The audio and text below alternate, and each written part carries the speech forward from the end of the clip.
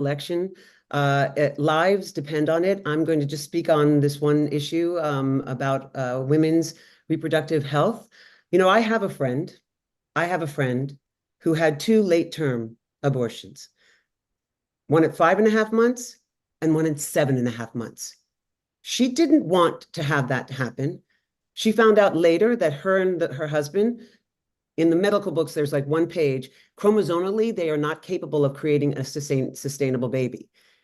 Their babies were developing without organs, some with organs on the outside of their bodies. There was no way that these children would live outside that body.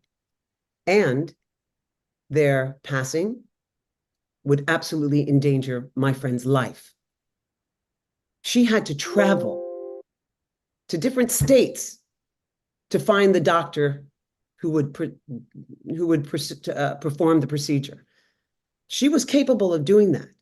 There are so many women who are not capable of doing that. I know in my the soul of my body that Kamala Harris will fight for women's right over autonomy of our bodies.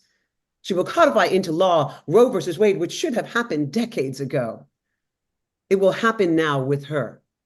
Selfishly, as a proud biracial child, oops, can't see it. There's my mama, there's my papa, my beautiful dark-skinned father, my beautiful fair mama. To see a biracial woman in that seat, it makes a difference to see yourselves represented in this world. When Obama won, I leaned over to my sister because I remember growing up in school and having the pictures of the presidents on the ceiling, you know, on the top part of the classrooms, which quite literally was like a ceiling, quite literally at the top. They looked around and I'm for my entire life, all you saw was white men. And I leaned into my sister and I said, Adrian, our two brown boys will now see themselves breaking that ceiling. For us in Star Trek world, my father knew that it was important for his three brown girls to see themselves represented. So we would watch the reruns of Star Trek, the original series, and Nichelle Nichols seeing Uhura on that bridge, she gave us all, whether it was conscious or unconscious, the permission to be here, to be bold, to be brave, and use our voice. Well, you guys, guess what? Kamala Harris is our Uhura. She is going to give us all. Thank you. You know it's true.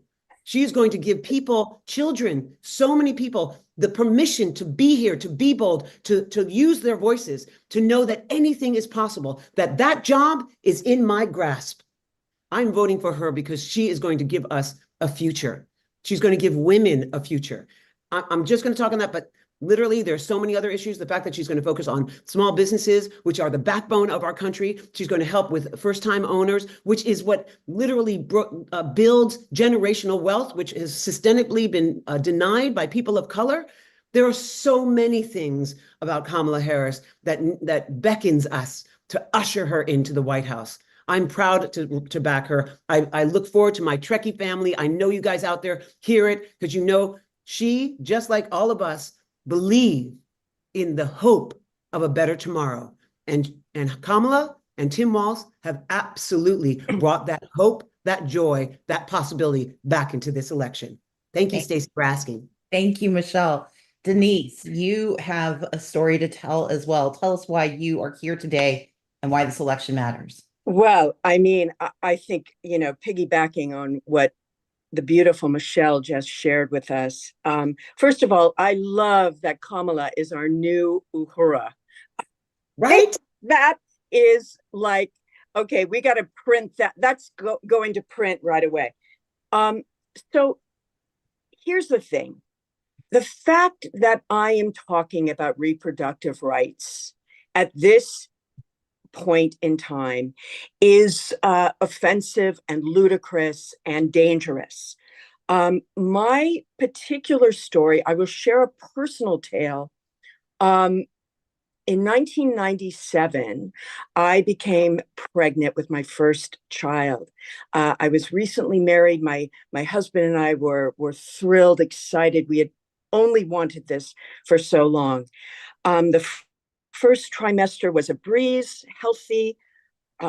got through that. And so now it's time to celebrate, tell friends, share in this blessing and the good news. And fourth month checkup was fine. And at the fifth month, I went in for my exam and the baby had no heartbeat. And I remember my one and only doctor, my gynecologist, OBGYN for my entire life, said to me, the fetus, the baby is not viable. I'll never forget that term. The fetus is not viable. So what I need to concentrate on is you, is your health. You need to survive this, and you will go on to try again. Okay. This is a late term procedure. And she said, I am not equipped to do this. But there is a phenomenal doctor, an incredible doctor that I trust and can do this and will save you. If I didn't do it, I ran the risk of severe infection, hemorrhaging, and my fertility, my future fertility. The fetus needed to be extracted. She couldn't do it, but this incredible doctor could. However, this is 1997, and Roe is on the books in the bluest of bluest states, California. However, I could not receive the name of this doctor or his address. I couldn't phone for an appointment because his life was being so threatened that he had to go undercover. And I'm getting this information in the doctor's office and trying to process the grief of losing a child. And now, what are you telling me? I have to secretly go and have a late term procedure, an abortion, to extract a child that was no longer alive so that I would live. She said, listen to me. Go home, and you have to have this within the next 48 hours. So I will send you the details. I'm going to call him. I'm going to set this up for you. I can't give you his name or number yet, but I will get back to you in the next 24 hours. My husband came, got me. I was in a state of shock and grief. So now we had to pivot. This had to happen to save my life.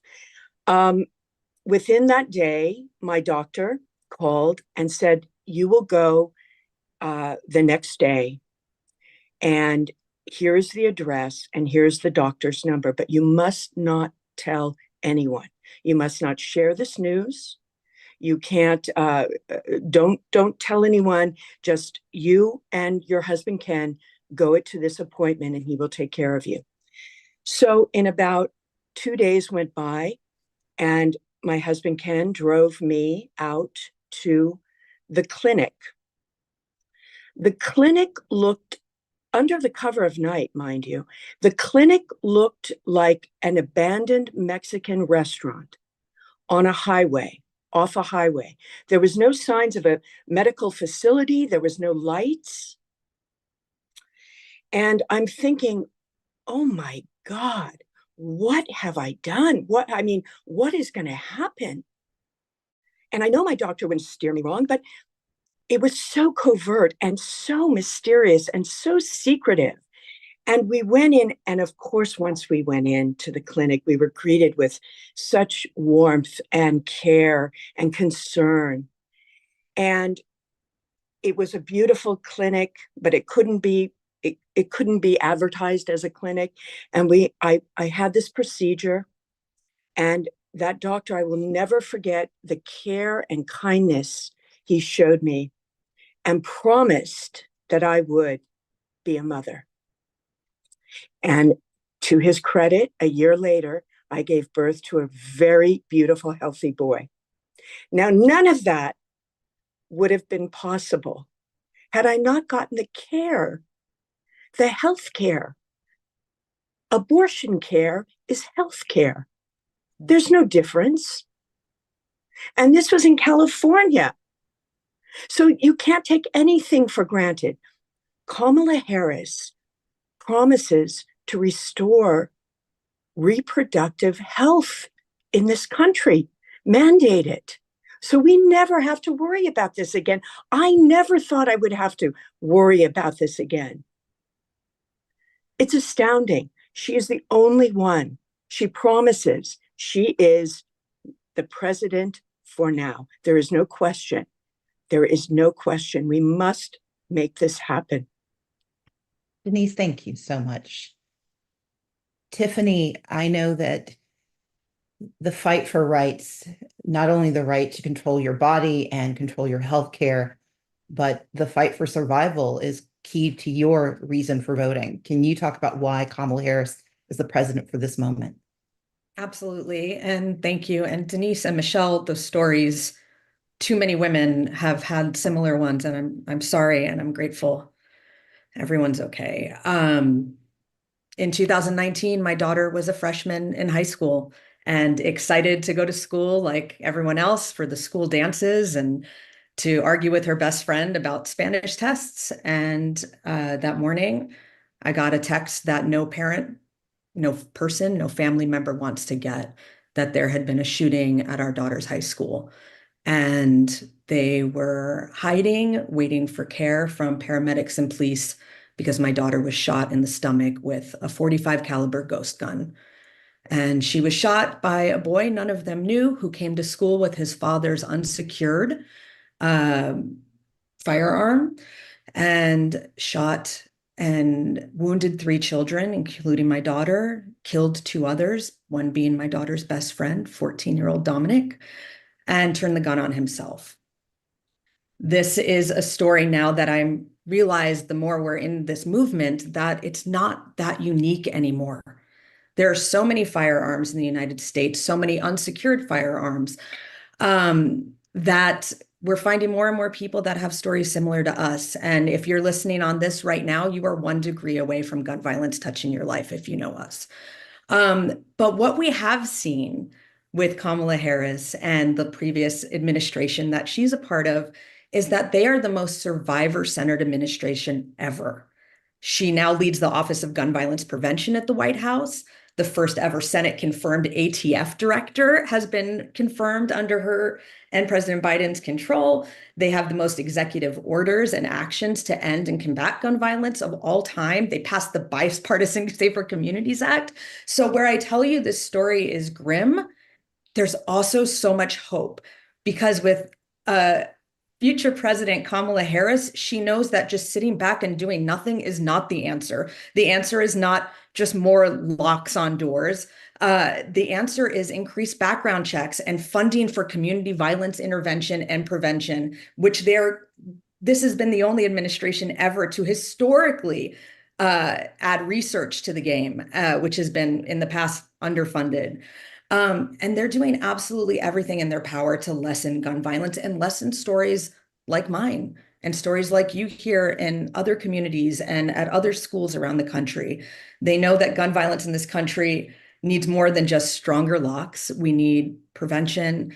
And I think the choice for me and our family is clear. Kamala Harris, she stated she's a responsible gun owner, and she knows that sitting by doing nothing is 100% not the answer, because we all know as a community, no one wants to send their children, their loved ones. You don't want to go to church or the grocery store or a concert and be afraid anymore. And there's stuff we can do. And Kamala Harris and Tim Walz, 100%, I have faith they will do it. Thank you.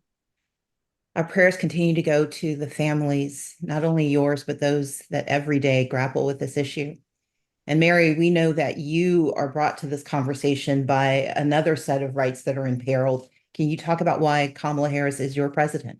Yes, absolutely. And I'm just so honored to be here, hear everyone's stories so far. And gosh, President of Earth, Stacey Abrams. I am just honored, Chakuvmuch, as we would say in Klingon. I am, yes, very honored to be here to speak on why there is no question in my mind why Kamala Harris is my candidate.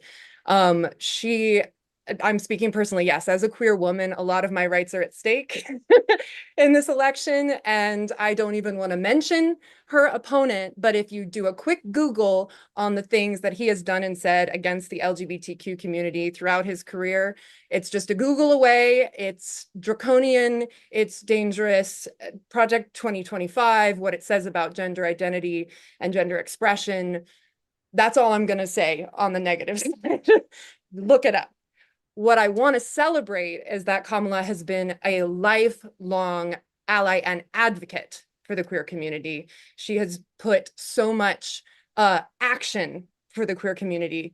And there's so many different things I wanted to highlight, so many moments and so many different things that she's done in her career. So I'm going to try and consolidate it a bit. But one is back in 2004, as DA of San Francisco, she spent her Valentine's Day officiating same-sex marriages. And that was 2004. Again, compared to what the other guy was doing during that time. Or you don't need to. When she was Attorney General, she was opposing Prop 8 was a huge part of her campaign. And when she became Attorney General, she worked in and succeeded in striking down Prop 8 and performed, again, another gay marriage, one of the first post-Prop 8 gay marriages between two awesome women, Chris Perry and Sandy Steer. Again, ally and advocate, a vocal and verbal advocate for our community. Again, I have a few notes, and I'm just like I'm having to scroll through some because I want to be respectful of everyone's time. But just look up, she would led efforts to abolish the gay and transgender panic defense in California. She's done so much to help bring care and solutions around HIV/AIDS, especially how it affects the BIPOC and trans community. She's an advocate again for healthcare across the board and continues to listen and grow when it comes to how she can best, and we can all help support the queer community in that regard. She's also, again, huge proponent of queer marriage, and was a huge part of in her time in the Senate, which I also, during her time in the Senate, this is fun, I got to do lots of fun research, but was rated, got 100% rating consistently from Human Rights Campaign on their scorecard. So I think that bodes pretty well. And outside of that, again, she was a huge part of what we finally have in the Marriage Act, the Respect for Marriage Act in December 2022, which is far too recent of a time for that to be put into federal law. And again, she continues to be an incredible outspoken ally, the sequined rainbow jacket being one of the many great parts of that. And I really hope I can find a jacket that cool someday. And the one other thing, speaking to the representation that, Michelle was speaking to and across the board, we know that's to be so true in Star Trek and beyond. And I know that she's someone who will continue to not only celebrate and support, but put people in positions of power who are a part of our community and who are strong allies. Of course, Governor Walz being a shining example of an incredible LGBTQ ally who she has picked for vice president. And that to me was where I kind of wanted to round out my big triumphant LGBTQ support for Kamala Harris, because I do think representation and who you surround yourself with is a huge part of what we're voting for. And I know that she's going to continue to surround herself with advocates and allies and members of our community so that we can protect our rights even more and listen and grow and learn what the community needs, because it's ever growing and ever changing. And I just know that she's someone who, as she has said in her campaign, is fighting for the future. And I know that the future she envisions includes the entire queer community. Thank you. Yetide, we have in Vice President Harris, soon to be President Harris, the daughter of both Jamaican and Indian immigrants. And I know that you understand why her presence, much like Michelle pointing to that photo, demonstrates you can talk about why having her in the White House sitting behind that desk is so important. I mean, first off, I have to say I am so honored to be here with all of you. And I want to thank you for everything that you have done and that you continue to do. Also, Mary is right. The president of Earth really killed it. But yes, if you couldn't tell by the name, Yetide, I am, I was born in Nigeria. And that is actually where my love of Star Trek started as a young girl watching Star Trek Next Generation, and where I started to dream. As my father always said, what I saw mirrored back on this show, no one person can be perfect, but a team can be. And that was something that always stayed with me and affected my entire worldview. And it also made me want to get involved with storytelling. And then I got to come to the United States and I got to pursue that dream. I got to live it even more by playing a civil rights lawyer in space on Star Trek.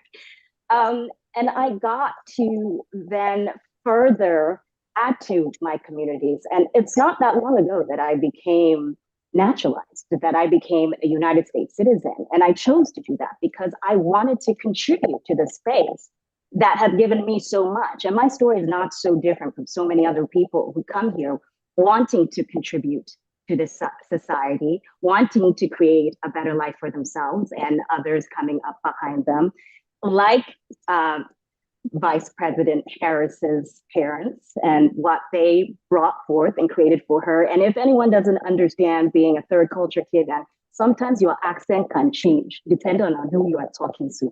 Anyways. But she understands a lot of the challenges. Yes, that there are a lot of cracks in the foundation. That there are things that are that do need to be addressed. With her incredible background and her long storied career, she is the kind of person that can address these issues. She is also someone willing to come across the aisle and create bipartisan deals that would make a large difference. And she is someone that is working towards creating that perfect team, understanding the power of a diversity of mind and thought and ways of being. So as an immigrant, I was very troubled in these vice presidential debates. I don't want to focus on the negative. I hear you, Mary. But the fact that the question of whether young children who are born here and are therefore citizens should be separated from their parents, so that couldn't be answered. That was deeply, deeply troubling. And we know with Vice President, soon to be future president, with all of the work that she's doing and all of that she's addressing, that she's looking to do things like keep families together and get things properly funded so there's proper processing and understanding that there's a lot that needs to be done. And what I was very hopeful about was when Wall said he wanted to keep the humanity of how we interact with each other. That she's looking so deeply important. And I just saw another incredible face here. So I will wrap this up with saying the thing about, I like what you said, Michelle, about the fact that she is our new Uhura.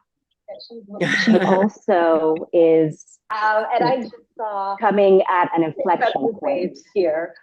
So and I think I'm getting a little bit of reverb from someone about. It's from Corey. He brings the world with him when he shows up. Oh, you brought the world with you. Understood. But she also mirrors those values that we look to, that I look to in Star Trek. The values that say that we can grow up, that we can do better, that we can evolve. And that is why she's my president. Thank you. Nana, if you wouldn't mind, I'm going to pitch it to Senator Booker, who will then make certain that we will close with you, but want to acknowledge, introduce, and bring on my fellow Trekkie, Senator Cory Booker. I'm Avery Brooks. I don't know what you're talking about. I led Deep Space Nine. Stacey Abrams is usually so specific and perfectly on point. I don't know who this Cory Booker guy is, but Avery Brooks in the flesh. No, I cannot tell you when Stacey reached out to me. First of all, I don't know if there's a bigger Stacey Abrams fan outside of Georgia than me. She is really a truly extraordinary soul, luminescent being who has inspired so many, who has sustained so many, who has helped heal so many, activate so many, engage so many, and is continuing to do the work and the labors. And when she invited me to be on with the women of Star Trek, I immediately thought of Nichelle Nichols and the impact she had on my life and my father's life. What she did, my dad, I still remember him sitting me down and making me watch the original series, because for him, as a guy who grew up in such a viciously segregated world, it was this boldly optimistic, hopeful place for the future. And Star Trek has become a part of my life, and in many ways, a refuge for me to be inspired, to be lifted, to be encouraged. And the moral imagination of artists like the incredible women that we have here. We know every great movement in America has been sustained and empowered by those artists who not only use their gifts as artists, but also who find ways to also be activists as well. So the fact that I'm on with this incredible community, this gathering of people who I so admire, and I may have a crush on a number of the women here. This is so meaningful to me, and I know that this is, let's call it a party with a purpose. We're trying to raise money here, and Stacey, if you'll allow me, just to share one little vignette about our hopefully soon to be president, but our current vice president. And when Stacey was in my office recently, I felt like we both came for a mutual counseling session. Obviously, we have our professional jobs, but like I think we took turns just finding refuge in each other's spirit.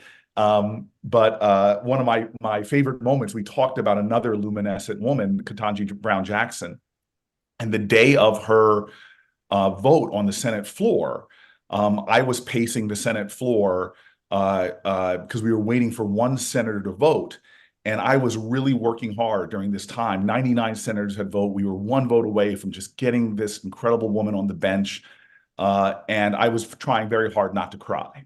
And the reason why I was trying hard was because my staff will only allow me to have one public cry a month. Any more than that, they say, is just, you're way overboard, Corey. You've got to hold it together. And I already met my quota for that month. And at that point, Reverend Warnock, another Georgian, comes over to me and says, "Brother Booker, looks like you're struggling here. You need some prayer?" And I said, I laughed at that moment. But a dutiful staffer runs over to the two of us and says, fellas, gentlemen, excuse me, senators, the presiding officer would like to see you. And at that point, Reverend Warnock and I turned around and walked right to the presiding officer, who happened to be Vice President Kamala Harris. And if you know the Senate, I know there's a lot, only nerds are probably on this watching right now, but for those political nerds who watch C-SPAN, all 14 of you in the nation, you know that the presiding officer is always the highest seated person. And when people go to speak to the presiding officer, they have to sort of kneel down because you can't stand up above them. And so just picture this on the Senate floor. Senator Warnock and myself are sort of kneeling before the altar of Kamala Harris. And the vice president says, "Fellas, this is a really historic moment." And I know she was talking about Ketanji Brown Jackson, but I'm thinking to myself, is this history? The first time 3 Black people have ever gotten together on the Senate floor? and so she goes, I really want the two of you to mark this moment. I think you guys should do something special. Why don't you write a letter to a little girl somewhere and tell them what it was like to be at this moment of history? And we were both affected by that. We thought it was a good idea, but her, almost as if she wanted to make sure we absolutely did what she said, she opened up her binder there with her schedule and her briefing documents. And in the back of it, there was 2 pieces of paper, and she pulled them out, and they happened to be 2 of her pieces of her blank stationery. Impressive, with the embossed vice presidential seal on it and her name. And she hands them over to us and says, "Gentlemen, why don't you use these pieces of paper to write your letter to that little girl?" And at that point, Warnock had to put his hand on me and said, "Don't you cry, Booker, don't you cry." And so Warnock, being this disciplined, dutiful senator, goes right back to his desk and writes this most beautiful letter to his 5-year-old little girl. And it's gorgeous. I've heard him read it. It's amazing. I happen to be what J.D. Vance calls those childless cat people. And I think we're perfect. Um, uh, and uh, and so I'm sort of frozen by this. I feel almost like I was in college again, and I got some assignment, and procrastination immediately set in. The paper felt so weighty, and I didn't write the letter right there at my Senate desk.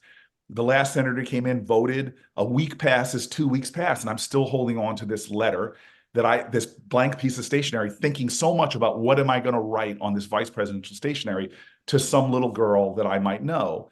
And then I had one of those mornings that I know we've all had, where you wake up a little bit before your alarm goes off and you're lying in bed and you have these profound thoughts. And suddenly it hit me that what Kamala Harris was asking of me, what this moment in history is asking for all of us, is to write our letter, not literally, but metaphorically. We are all here because our ancestors wrote their letters. Sometimes they used tears instead of ink, or sweat or blood.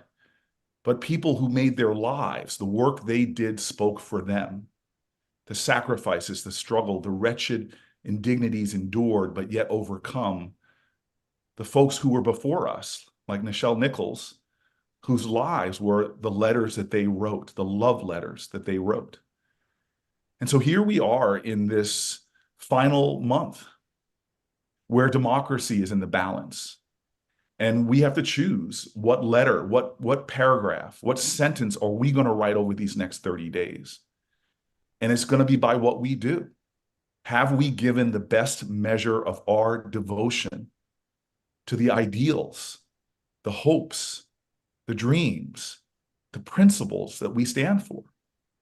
What will we do for reproductive rights? What will we do for LGBTQ rights? What will we do to secure for this democracy the hope that so many people still urgently need? And so I just hope tonight that in this gathering of extraordinary people has me so encouraged. My staff told me, behave yourself when you're on there. Don't fanboy out too much.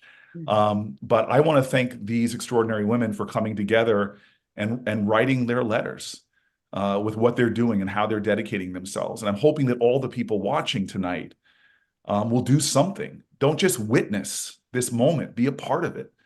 Help us tonight to raise a good measure of support and commitment to a campaign that I hate to tell everybody this, it's still a toss-up. Vice President Harris knows that she's the underdog. And I know from sitting in classified bunkers that she's not only dealing with American forces. You have literally warehouses in Russia full of all these folks who are finding creative ways to go on the internet and spread disinformation and do all kinds of things. There's so many dark forces allied against her.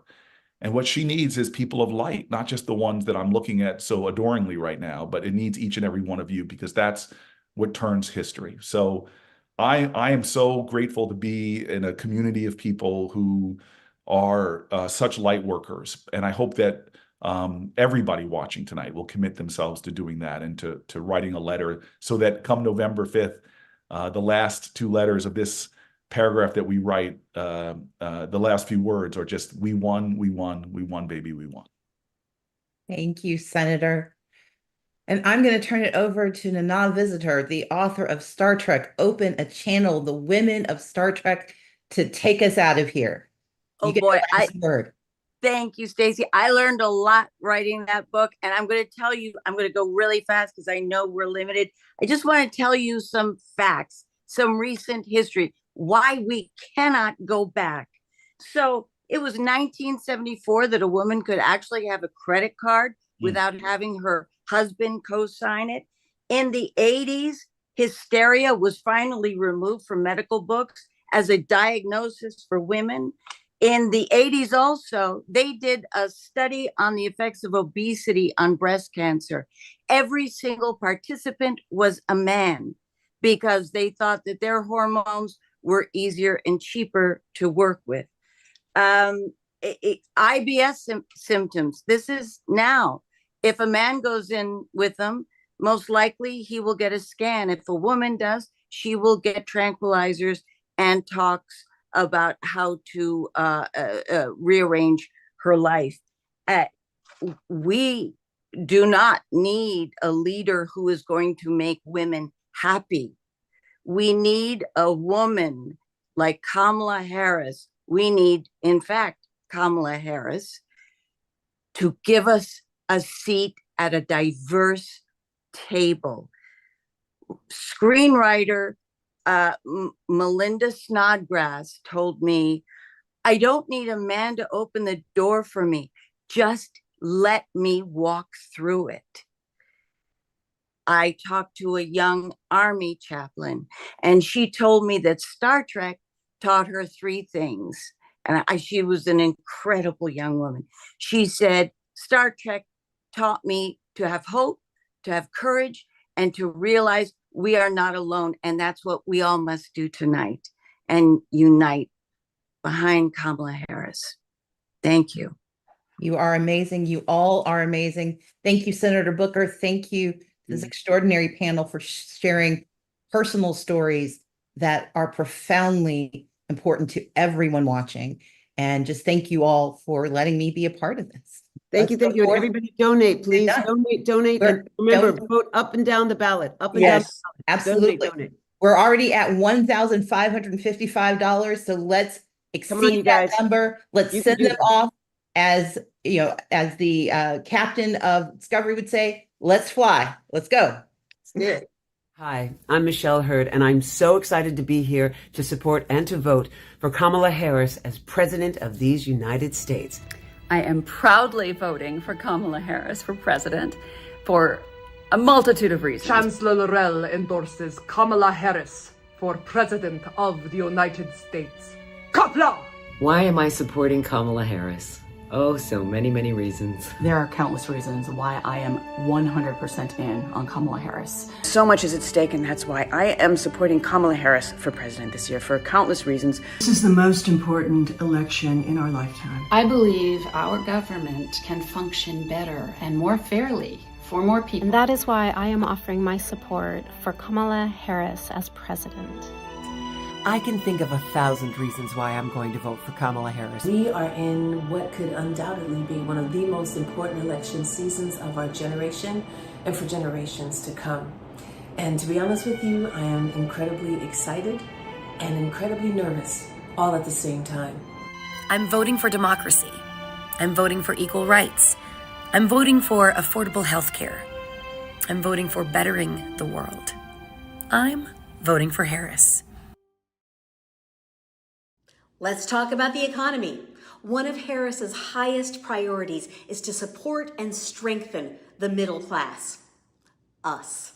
She's going to focus on helping small businesses succeed, which is the backbone of our country. She's going to help people with tax credits for first-time homeowners, which helps create generational wealth, which is so important, especially for people of color. And she's committed to the ability of all of us to make a decent living in an economy of opportunity. She's going to focus on inflation so that we can put food on our tables. People are really worried about the price of groceries, and if you've been paying attention, you know that the CEO of Albertsons admitted in a congressional hearing to price gouging, to charging us more because you could.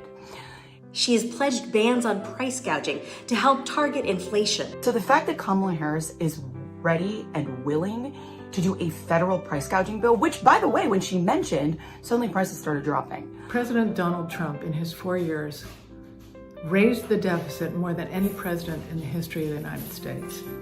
And most economists, whether on the left or the right, the vast majority of them believe that his tariff plan will cost the average American family of four between $2,600 and $4,000 a year. That's not good. Let's talk jobs.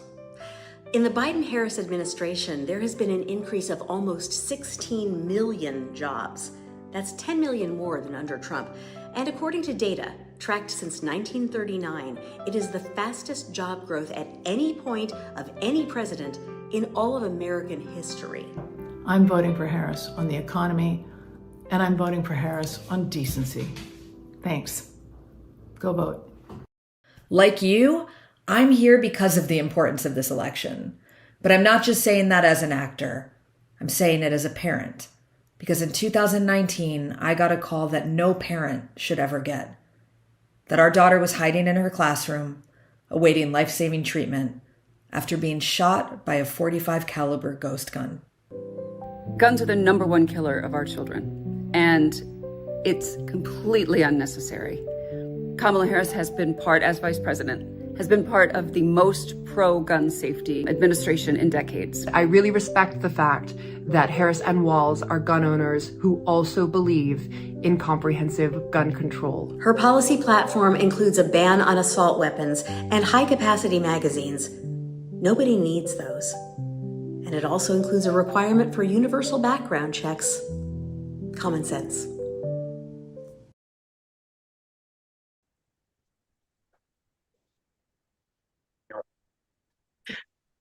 Hi, Star Trek world. Thanks for being here. I want you to know that I've carried my passport every day since Trump came down the escalator and made those blatantly racist comments about Mexicans. I began to fear that I could be targeted for deportation. Crazy, right? But yeah, I am a Latina and I wasn't born here. And I'm grateful for the reprieve that President Biden has given us. However, here we are again. I recently had to urge one of my sisters to please update her passport in the event that he should win and we need to seek asylum somewhere else. We need to take Trump's intentions on massive deportations seriously. I cannot even imagine how the DACA recipients and dreamers feel right at this moment and have been feeling for years, as well as so many others from so many different backgrounds, cultures, and races in our country right now. I can tell you this. In my family, there are a lot of Cuban exiles. And Cubans, we know fascism when we hear it, and it's loud right now. It can happen here. And I'm going to tell you this right now. We are not going back. Thank you.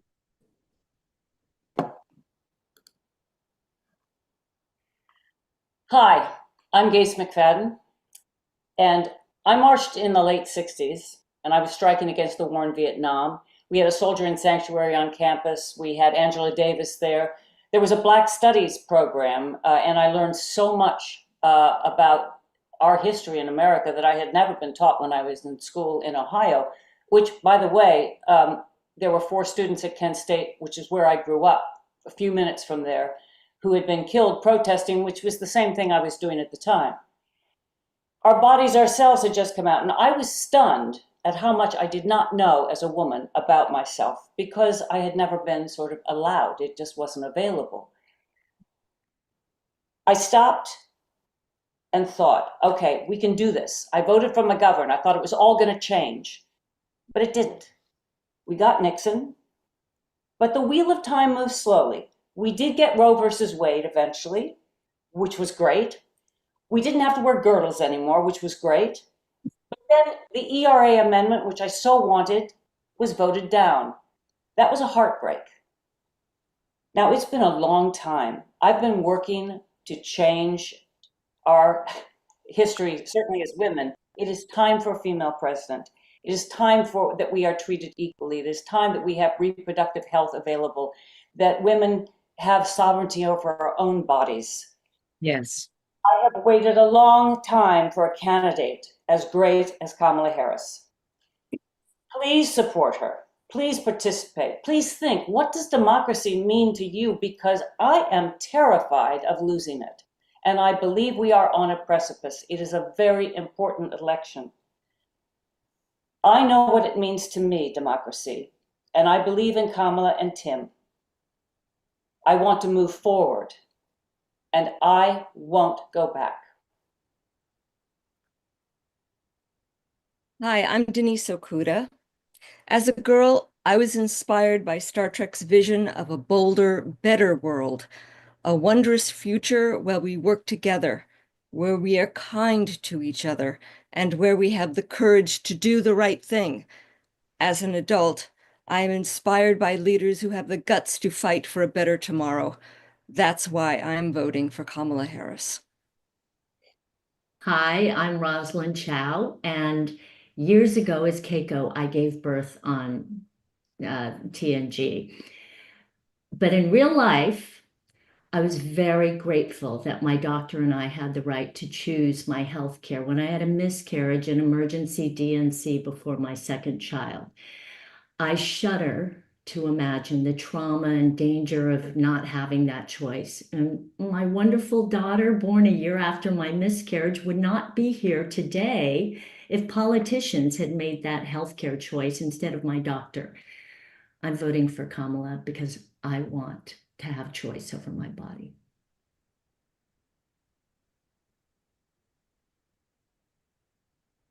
Adele Simmons. Hello. My name is Adele Simmons, and 55 years ago, a friend of mine had an abortion atop a table by a stranger at night in a scary part of town.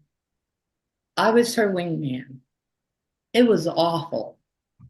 Now we have to make sure that Kamala Harris doesn't allow Trump-Vance policies to push women back atop tabletops. Reproductive rights are human rights.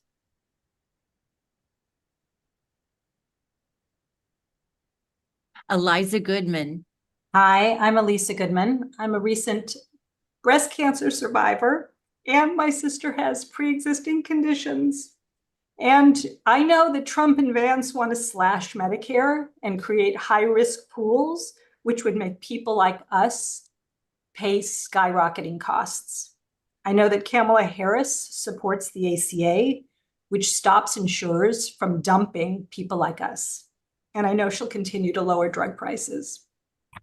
And that's why I'm voting for Harris-Walz. Thank you. Hi, I'm Rhonda Aldrich. And as a member of the middle class, I believe that we need a president who will champion us. And we also need someone who will protect women's rights. And that is why I support Kamala Harris for president. Hi, I'm Martha Hackett. Climate change is here and it is not going anywhere. There is only one major political party that's even discussing it. So if you care about clean air and clean water and you want to put a cap on the rising temperature of our planet while creating jobs and industries and technologies while we're at it, innovative ones, then you need to vote Democratic up and down the ticket because there really is no other choice. Hi, I'm Stephanie Chakowski. I want a president who takes on corporate price gouging because prices on eggs shouldn't be about helping to raise CEO bonuses. I want a president who sees humanity in the entire population and fights for all of them, not just the ones who vote for them. Hi, I'm Linda Park, and as a single mom who values fairness and justice, I trust a prosecutor from a middle class, Bay Area family like myself who understands the struggles of providing for your family over someone who grew up a billionaire, never knew the reality of budgeting, and proven with his actions that he will make deals with Big Pharma, Wall Street, foreign autocrats to benefit himself over everyday Americans. And that is why I'm voting for Kamala Harris. Hey there, Elizabeth Dennehy.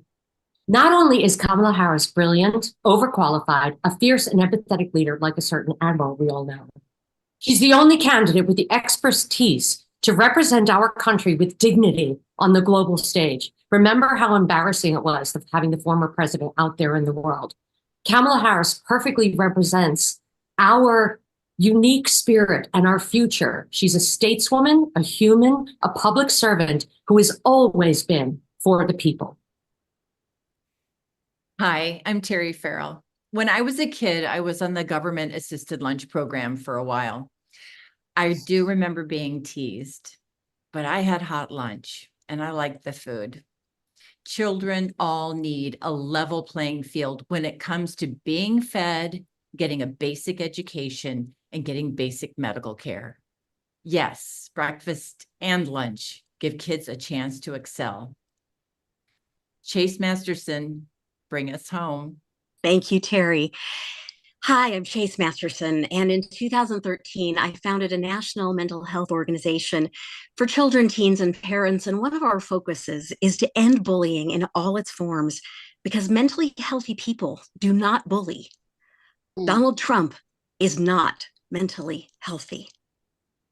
Research shows that bullying in schools increased under his presidency. And undecided voters, especially those who have daughters, let's not forget his conviction for sexual assault. There's so much more to say. But for November 5th, we have the unique opportunity to use our voices kindly and with wisdom. Remember, no one's mind or heart was ever changed by insulting them. We have the opportunity to use our votes to become heroes over the infections of cruelty, abuse, and injustice.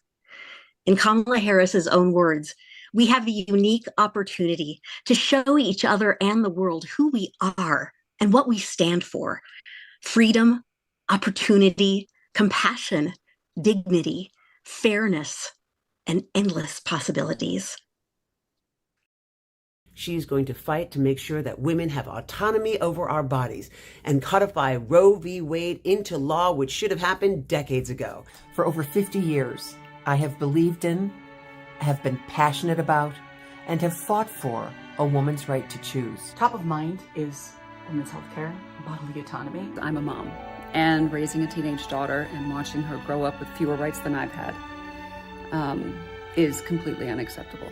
Currently, my mom had more reproductive rights than I do, and I'm a millennial. Whom are you going to trust to make medical decisions? Women and their doctors, or the government?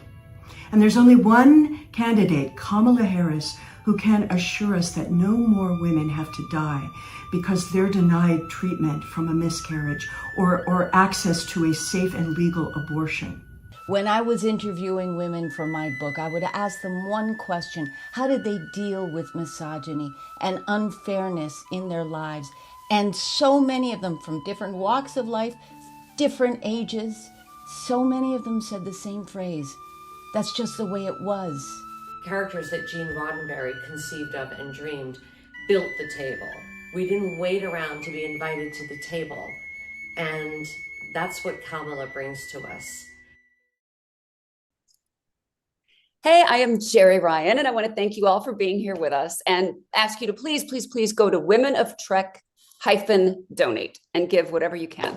And now we are back with these amazing women for a discussion about getting out the vote. And I think we can all agree that it has never been more important than it is this year to get involved. And Stacey, you are the all-time goddess of voter activation. So you're the perfect person to guide us through this. And I would love to ask you to share some of your wisdom and what you've learned through your years of doing this. Well, first of all, it is my incredible honor to be here with each of you and to be able to talk about how we use this moment, not only to elect Kamala Harris as the next president of the United States, but how we vote up and down the ballot, because she needs help. One of the challenges we face in this country today is that people stop at the top. And while the top is amazing, it's like only getting the cherry and not doing anything else about the ice cream. So we need the whole sundae. We need all of it. And the way we do that is three things. First, we need to verify that you are registered. Particularly in states, there have been 30 states that have made it harder to vote since the 2020 election. And so even if you think you're in a safe place, even if you think you know you're ready, verify that you are on the rolls. And that means go to iwillvote.com, click on check if I'm registered, look for your state, and then when your state comes up, click check if I'm registered, and it will give you all the information you need. So one, verify that you are registered to vote. The second thing I need you to do is make a plan to vote. Make a plan that tells you not just that you're going to vote, but pick the day, pick the time, figure out how you're going to get there. We have the best laid plans. And then 2 days later, we were like, what happened? So make a plan to vote. So verify that you're registered, make a plan to vote.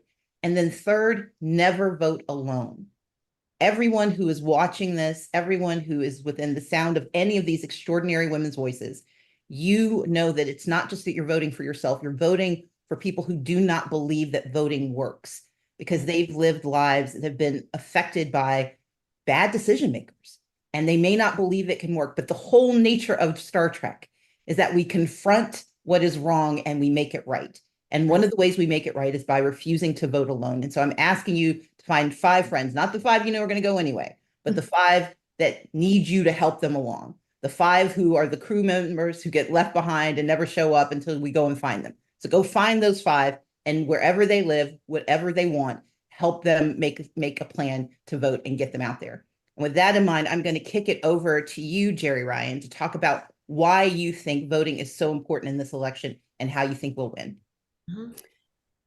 Listen, I mean, there are a million reasons why this is important, but this year in particular, because this, and it sounds crazy, but this could potentially be the last election we actually get if we don't do it right.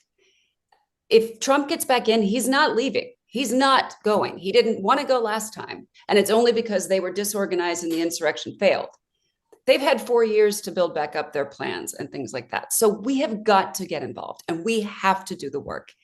And to go back to what you said, Stacey, about verifying your voter registration, I am in a bright blue state. I'm in California. I have voted in every election since 2016, no problem.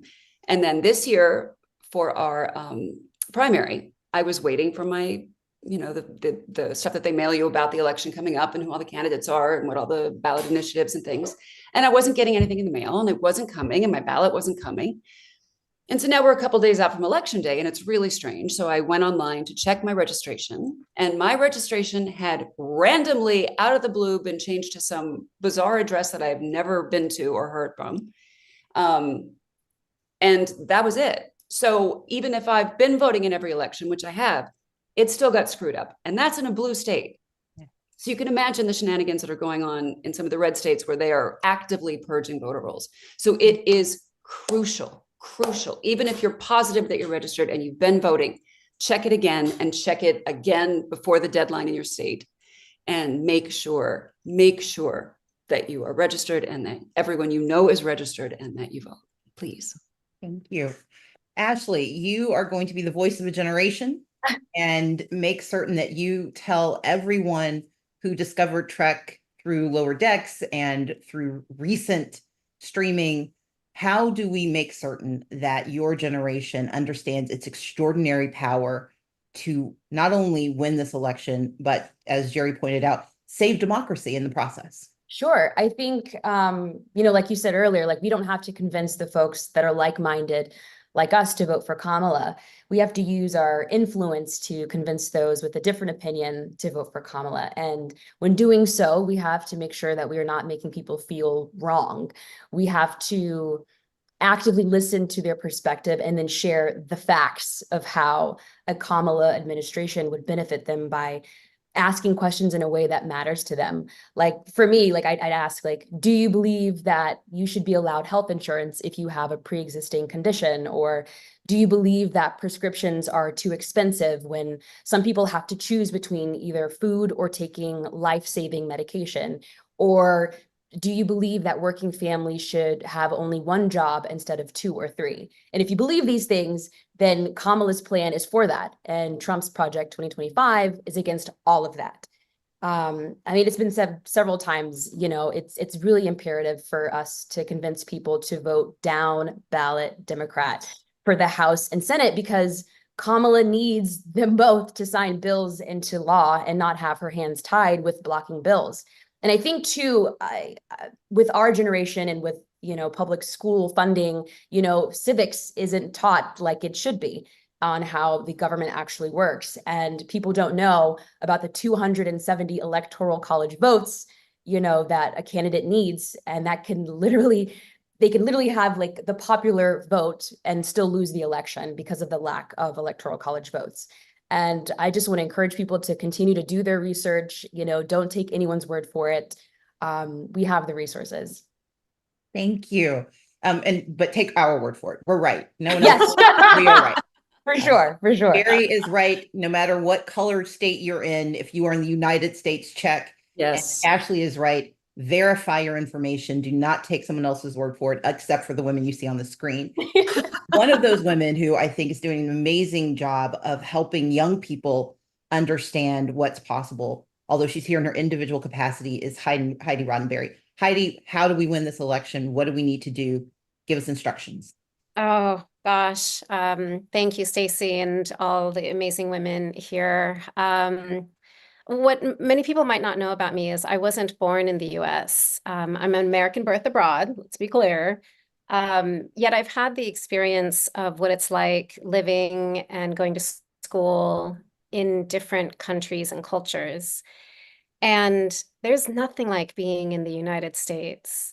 When I got here, the the the feeling that we each can be someone and contribute and thrive in this country is incredible. Part of what makes that incredible is our democracy. We each have a voice. And voting is literally the opportunity that you have to make your voice known in how to shape that democracy.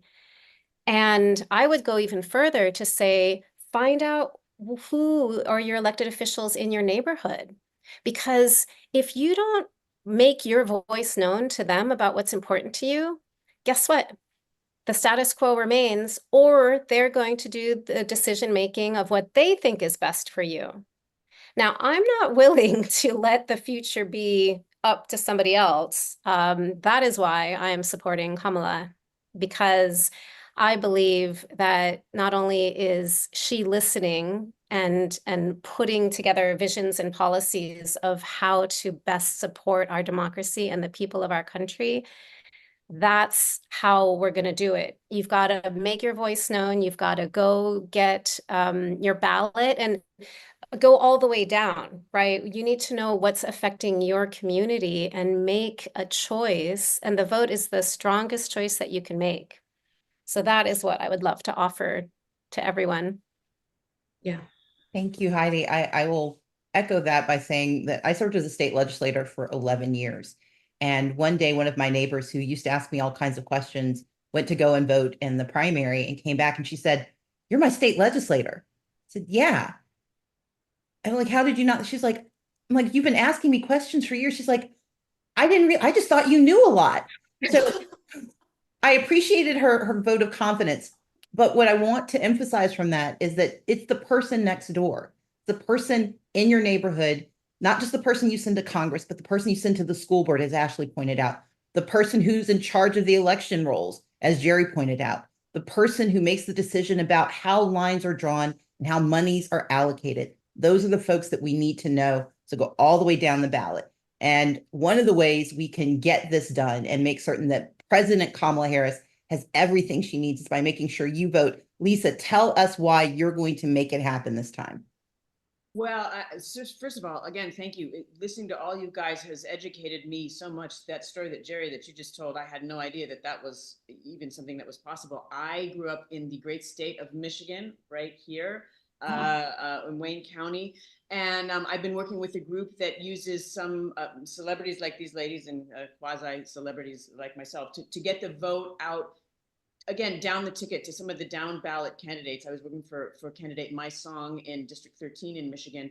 And it is just, it is, as the ladies, I want to not repeat too much what they've said, but getting those votes out, that's reproductive rights, that's healthcare, that's funding for your schools, that's the things that affect your day-to-day life so much. Again, it's sort of ridiculous to me, as you've said, that we're actually having this conversation like, I wonder which one, but between Kamala and Trump, it seems surreal that we're having that conversation. But as 23 years ago, when they fit me into my yellow Starfleet suit, I was a 3-month pregnant single woman with my son, who's now a college graduate. But I got to make that choice, and it brings tears to my eyes to think that we might be living in a country where my 9-year-old daughter might not get to make that choice for herself because some man is making it for her. That is absolutely would have been unthinkable in this lifetime. I'm doing different kinds of things, working with some groups here. I think probably wherever you live in this country, there's probably a group that you could get involved with. I'm working with one called the Next 50 that goes through Vote Forward and hosting a party, whatever you want to call it. People come together and do handwritten letters that show up, little things, because I know I have been guilty of showing up at the poll in the past and going like, oh my God, who are all these people? I don't know. And it's a terrible feeling. I will never be guilty of that again. I will educate myself before I get into the poll so I know who I'm voting for. And sometimes all it takes, because so many people don't, all it takes is they're opening up a letter and they're like, oh, Joe Flabats. I never thought of that. But when they're in that booth, it might trigger something. Those are little things, and granted, little things, but and some of those down ballot elections, it's won and lost by hundreds of, not thousands and millions, but such a small amount. So every vote counts in some of those down ballot elections. So every little thing that we can do, and I'm sure that if you look in your own community, there are ways that you can get involved. Phone banks, knocking, writing letters, and to just take this as your time. If there was ever an election that you were going to be part of, this is the one, because as Jerry very, very clearly said, this could be, we all saw what happened, that guy in the Chewbacca pants and the buffalo hat, like that could all be coming back, and it's scary. So you've got to get out there and vote. Thank you. Dawn, you bring us home. Talk to us about why this election is transformative and how we save democracy. Again, I salute each and every one of you who are here. I salute all of the people who are watching this panel, who are interested in diversity, who are interested in excellence, who are interested in the lore of what the Star Trek reality is. It's about diversity. It's about inclusion. It's about recognizing the excellence in everyone that comes to the table, regardless of your gender, your culture, what universe, what galaxy you are from, whether or not you have a cloaking device, you are here, and we need to acknowledge you. The fact is that our country was founded to benefit a very small handful of people on the backs of everybody else that came here from every other country, every other culture, every other religious background. It is systemically set up for the success of a few at the expense of the majority. And when you say majority in this country, it refers to power. It does not refer to physical human bodies.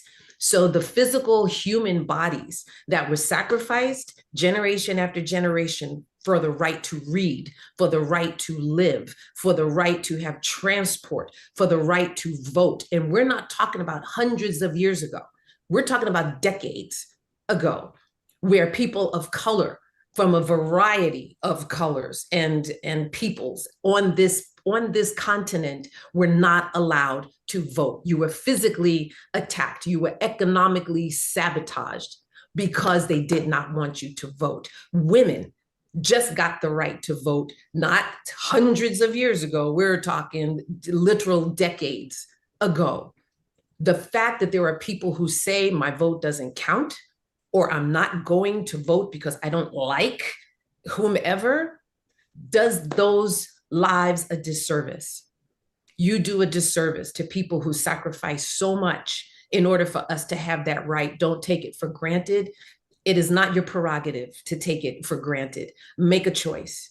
And the choice that we need to make depends on your heart, your personal character.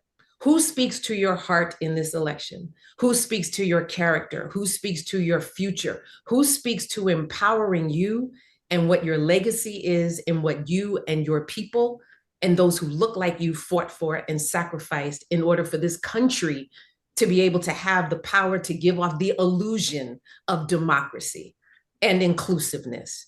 Because right now we're talking about an illusion, because there's a lot of people out there who want the illusion to persevere while the reality sucks. They want to erase so much that is real about this country, and not all of what is real is pretty. Okay, fine.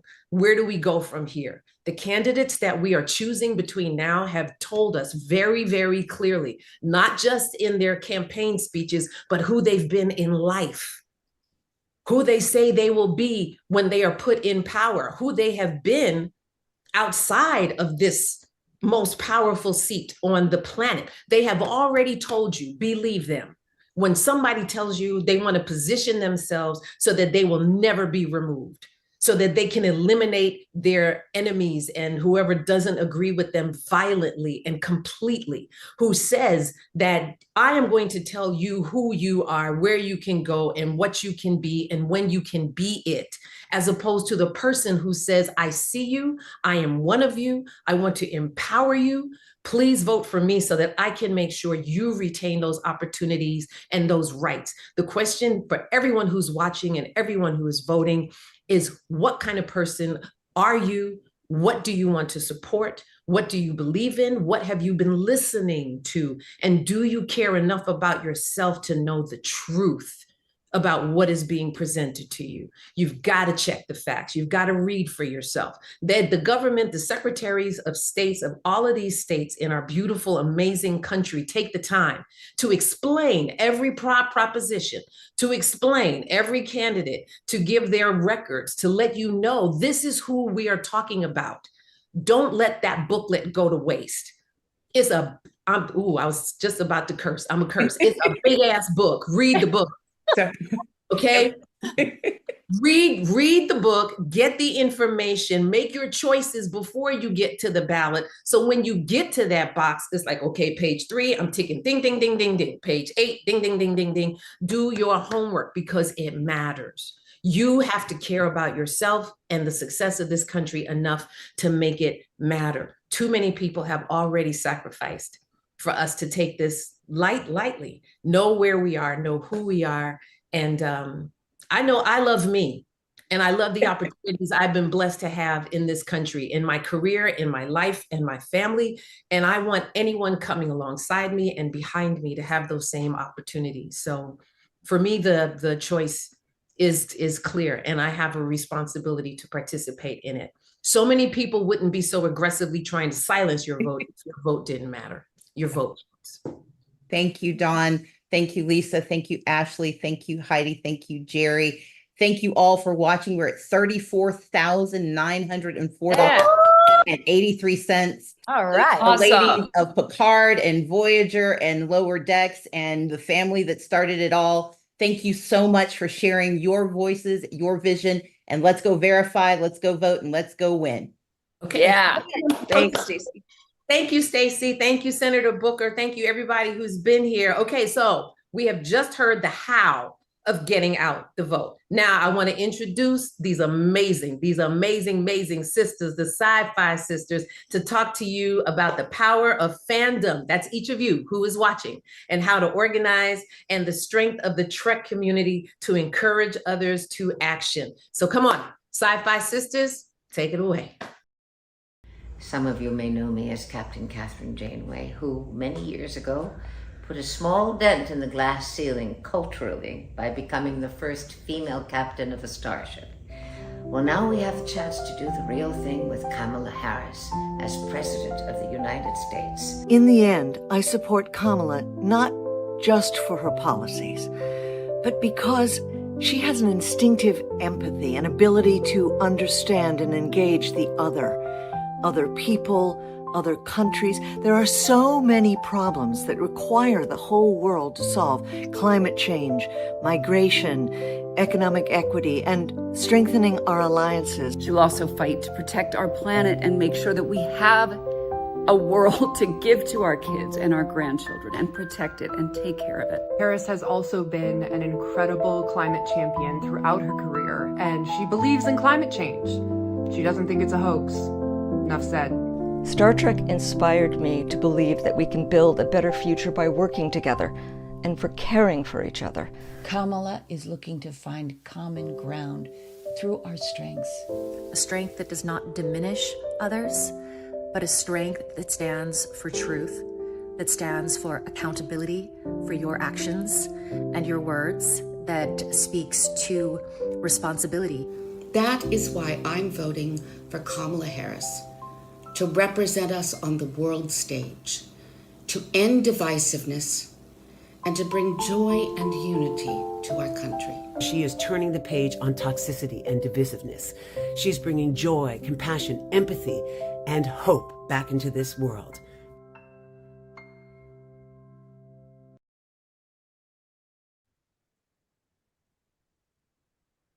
Hello. Hey there. Hey there. Oh, hi, everybody. I'm waiting for my introduction. I'm waiting for our introduction. Hey, everybody. We're the Sci-Fi Sisters, and we're here with our honorary sister, our captain, Dawn Lewis. Fully pipped. Yes. Fully hey. pipped. Before we get started, everybody, we want to make sure that you all know that there's an issue with YouTube and our link to donate. So we're asking you to go to womenoftrek.co, womenoftrek.co, scroll down to the bottom of the page and you can donate there. The other thing that you can do is copy and paste the donation link in the description, and you can donate that way as well. So just wanted to get that out. But today we're talking about the how-tos of voting and how to build a voter community. And we are super excited and thrilled and honored to be here in this esteemed company and with our captain. We're so stoked. So the first step on everybody's voting journey is to register to vote, right? Or to check your voter registration. And vote.org is your one-stop shop to do both of those things. So we want to make sure that people know that vote.org is available, but we also strongly recommend that people check with your state board of elections to find out about voting, the rules that regulate your voting in your state, because there's a lot of specifics that go on for each state that are different. And it's important to check your voting registration status before you go to vote, because you don't want to go into the polls and find out that something's wonky when you get there. You don't want to wait. And particularly if you haven't voted in a long time. Check your voter registration status early and often. There are easy things like if you move and change your address and forget to change your voting precinct, there's human error, these things can mess up your voter registration status. So check early, check often, and I'm going to hand it over to Fran, who's going to talk to you about early voting. Can I just say one thing real Yes, I was about to say, unless of course my captain has something to add. I wanted to recommend, in addition to what you were saying, is that don't wait. Don't put it off. Yes, the election is in the first couple of days of November, but there is a deadline for you to register to vote. So don't say, oh, I'll get to it in mid-October or whatever it is, because for a majority of our states, voter registration closes during the first week of October.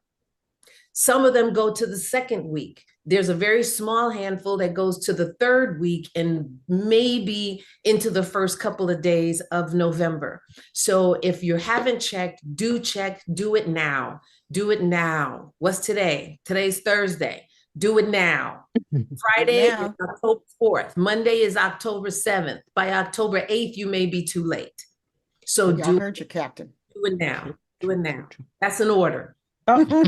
Yes, ma'am. Ma'am. Yes, ma'am. Go ahead, Fred. What you got? Okay, I want to talk about early voting, and I think Tamia and Dawn covered the best reasons, because if you go to early vote, and you can clear up any problems if there are any. Your registration, you may be in a different district. If you do early voting, you find out these problems in the beginning. Also, you can get the vote out of the way so that you can clear up yourself for other political activity. There are only 2 states in the country that does not allow early voting, and that's Mississippi and Alabama. And I'm talking about in-person voting. I'm not talking about by mail or anything. That's coming up a little later. Please check with if you go to early vote, please check with your registrar's office where it actually is, the dates, because the dates for so many states are different. Here in Virginia, it started on September the 20th. I think in 2 other states, it's like you can vote like the 30th of October. The early voting starts like at the end, the bare end of October. So please check when you can go and early vote. If you go early voting, then you will clear all this stuff off. You won't have to worry about not being able to vote. And also you can check, because some states have satellite offices you can do. Some states have, you can only do it at the registrar's office. So this is really important if you go in person early voting to find out, because here in Virginia, for early voting, you can only do it in the registrar's office, but that's only Virginia. And one last thing, I would advise wherever you go vote, take a valid government or state issued ID with you. All states don't require ID, but some states may. Well, we do in Virginia, but please take that valid government or state issue ID with you. So that won't be a hurdle, because you know they're using that for a hurdle for people to get over. So you can eliminate that hurdle. Just take, what it costs. Just go out and get an ID, whatever. You can get one. So please don't let that get a hurdle. Don't let that be a hurdle for you to vote. Your vote is so important. And now, Sister Yvette will enlighten you on the absentee vote by mail info. Take it away, sis. Thank you, Fran. Absentee voting and vote by mail enables early voting for both the primary and general elections. The differences are absentee voting often requires a request for a ballot for each election. Vote by mail programs automatically send ballots to all registered voters before Election Day. How do you vote absentee or by mail if you live in the United States? Your state may require you to have a valid excuse to vote absentee. Most include being unable to go to your polling place due to illness, injury, or a disability, being on business travel or vacation outside the country or city of residence on Election Day. You may even be a student at an out-of-state college or university. And please note, absentee ballot absentee ballot applications must be received by the deadline, and not postmarked by the deadline. Remember, the postmark, it has to be at the place before, not the postmark. Yeah. Right. It can't be. Check vote.org under ballot deadlines for more information. That way I didn't screw you up. If you've moved, update your voter registration with your new address before requesting an absentee or vote by mail ballot. Some states require a new voter registration form, while others allow you to notify the election office by mail or online. Check with your state election board for specific instructions. How to vote absentee if you're in the military or outside of the U.S. Military members and their families stationed outside the U.S. and U.S. citizens abroad who previously lived in the U.S. can vote absentee. U.S. citizens born abroad without U.S. residency may have voting restrictions. Check the state, and this is important, check the state rules for where your parent or legal guardian last resided. Military members and their families or U.S. citizens abroad can register to vote, register an absentee ballot via the federal postcard application. You can find this online at federalvotingassistanceprogram.gov.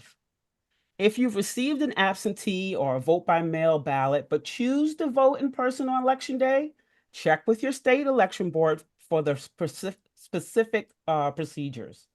If challenged at the polling place, Sister Sabrina, she's going to tell you what you need to do if you're challenged at the polling place in any situation. Sabrina? But before Sabrina, I'm sorry, I want to check with our captain, make sure our captain doesn't have anything to add. No, I'm good because you started to touch on it with students because we've got a lot of young people watching now who are in college, who are away from home. They born and raised in Texas, but they're at an HBCU in Georgia. So there are ways. Sometimes you are able to vote where you are. You don't have to miss school. You don't have to do any of that. You don't have to get all the way back to your home state. Yeah. You need to check your local registrar's office and let them know I am a student in this. This is where I am. How do I vote where I am? Some people do play it safe and they take it back to their hometown and they vote where they are born or where they were registered. But if you are a new voter, if this is your first election, if you just turned 18, 19 years old and you can are vote there. on campus, you can vote where you are. Where Make you're sure at school. you register where you are right at school. Your vote matters. Please don't think you are too young. If you are of age and you're responsible young person, we need to hear your voice. We need to get your vote. So don't think it doesn't matter, because it does. Because this election, believe it or not, truly is about you. Oh yeah. It really, because you're about to get into the real world. Woo, child. You. So you want to make sure that the table is set for your success. You are working too hard these 4 years in school. For some of you, it's 5. For some of y'all, it's 6. It's all right. But you didn't shout them out. Come on. You're putting in the work. And when you put the right person in office, they are going to do exactly what they said they would do about making your student loans and your student debt minimal. That's what we're talking about. Okay. There you go. Okay, so it's election day and you make it to the polls and you all registered, but for some reason, your registration is challenged.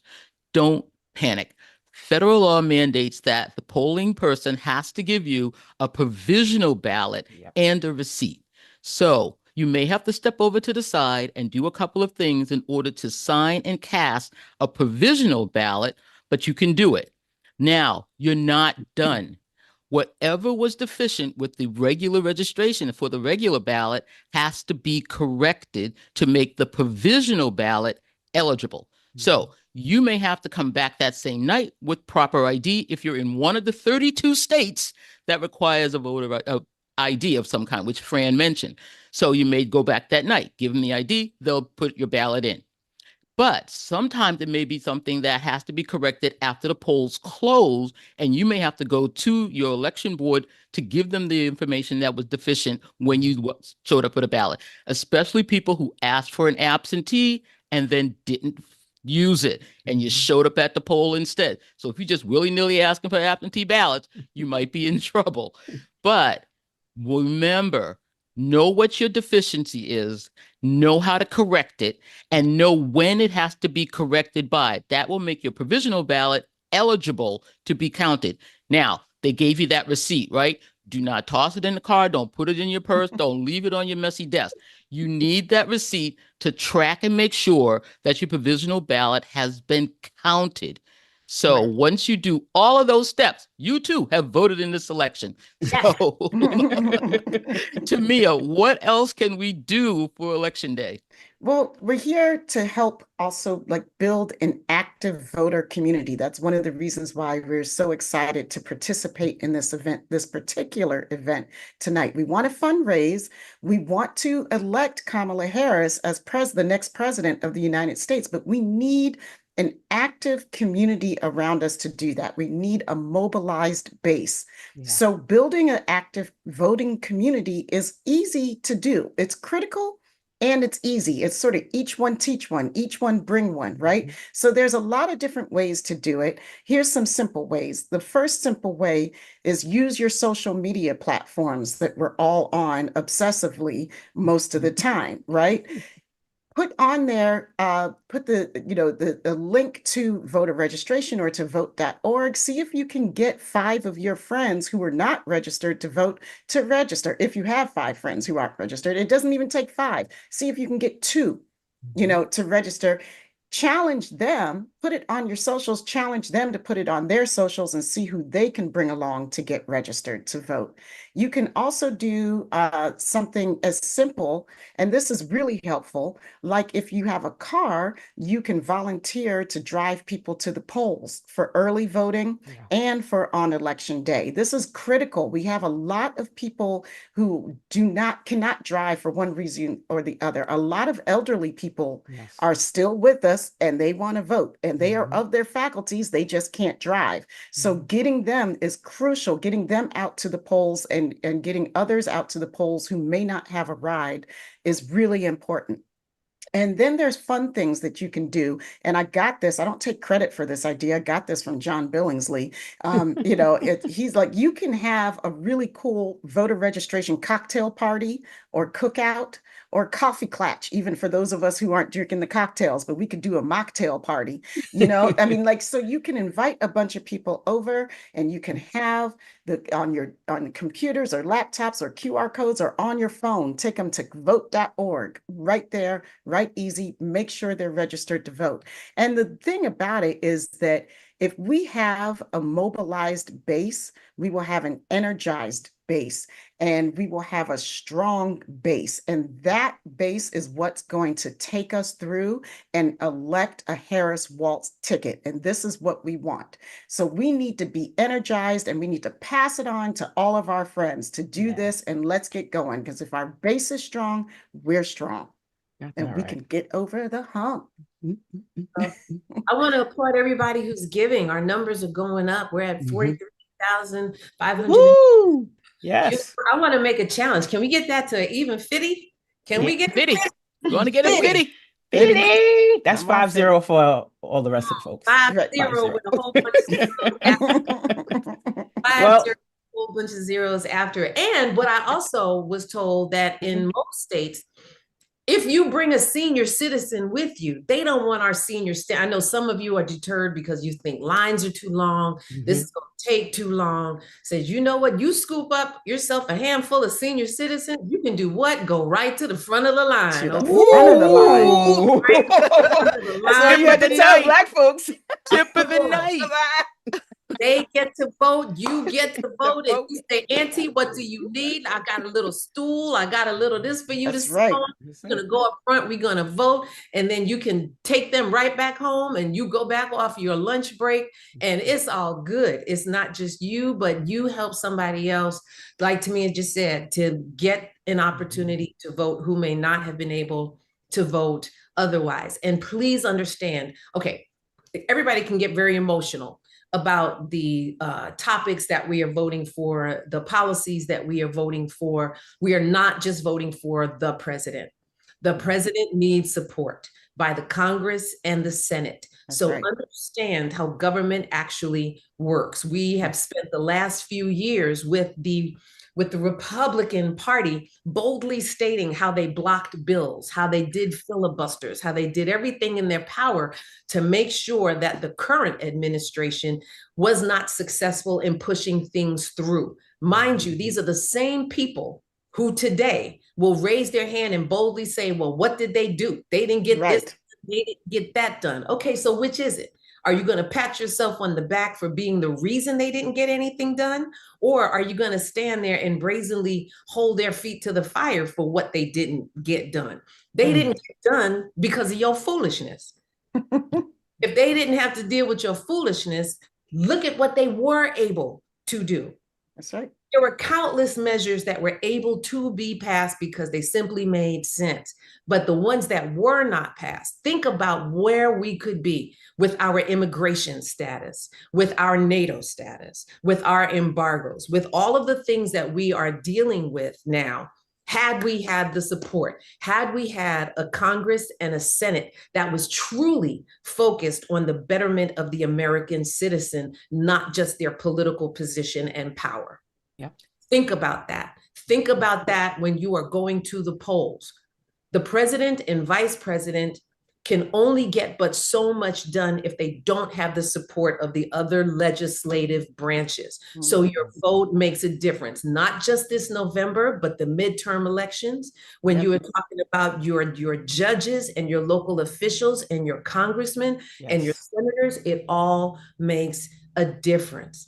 So read the book, know who's who, look people up for yourself. Don't just get emotional and jump on somebody's bandwagon of what they believe.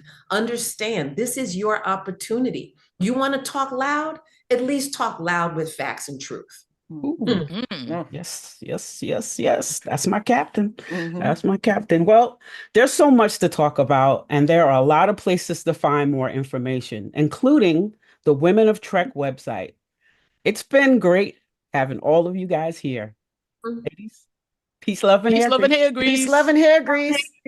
Yes, yes, yes, yes, yes, yes, yes, yes, yes. When we fight. When we fight. When we fight. When we fight. When we fight. When we fight. When we fight. When we fight. When we fight. When we fight. When we fight. We win. We win. We win. We win. We win. We win. We win. We win. We win. We win. We win.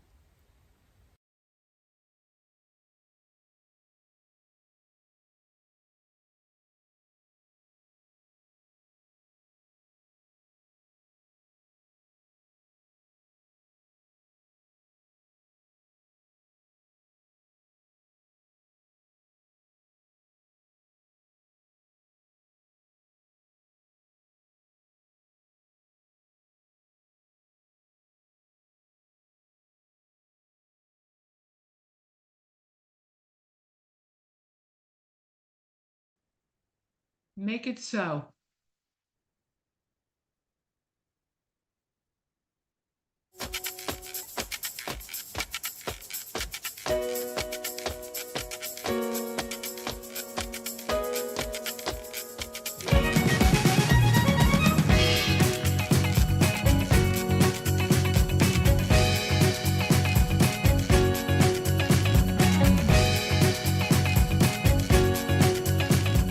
I wonder if my hands will fit again. That would be cool. All right. Woo. That's me. When Michelle and I go out to lunch or dinner, we can never have a private conversation at the table because everybody in the world recognizes Michelle. How are you? You have so many fans. Thank you so much. Hi, babe. And everybody seems to universally admire her. Right. You're very welcome. I'm in love with Nichelle Nichols. She's a goddess to me, and she's a role model for me of how to treat people.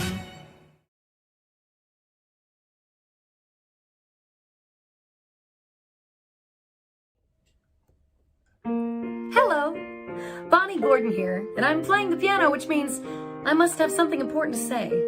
Well, sing. So, listen up. It's voting time. Open up the polls and vote for bettering and changing the world. It's voting time. Register and cast your ballots, boys and bees and every girl. It's voting time with the Democratic Party, but Harris in the captain's chair. Voting time, believe in equal rights, climate change and affordable health care. Please vote blue and help our future grow. Please vote blue, don't vote for the Cheeto. Please vote blue, we all can make it so, and boldly go. Please vote.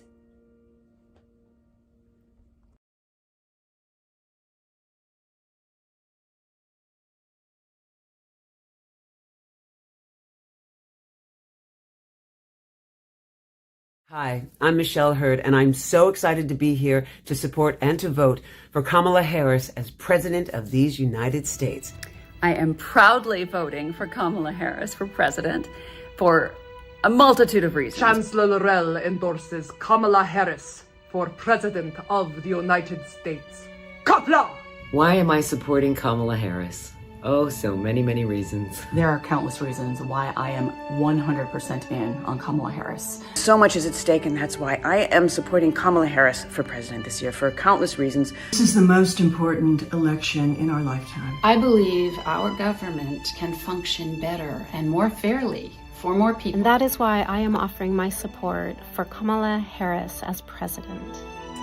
I can think of 1,000 reasons why I'm going to vote for Kamala Harris. We are in what could undoubtedly be one of the most important election seasons of our generation and for generations to come. And to be honest with you, I am incredibly excited and incredibly nervous all at the same time. I'm voting for democracy. I'm voting for equal rights. I'm voting for affordable health care. I'm voting for bettering the world. I'm voting for Harris.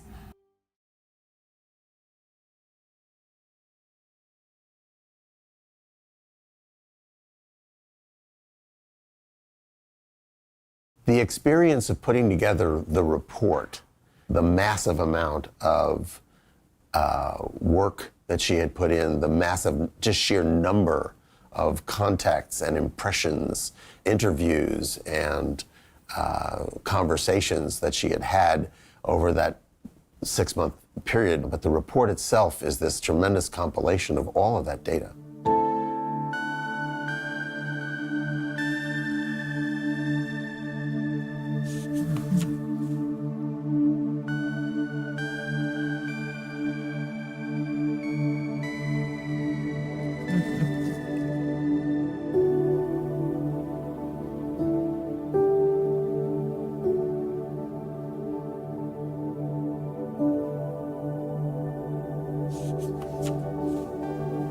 Hailing frequencies close. Signed, Project Manager. For NASA, our space program, and our future, I remain standing by, ready to receive.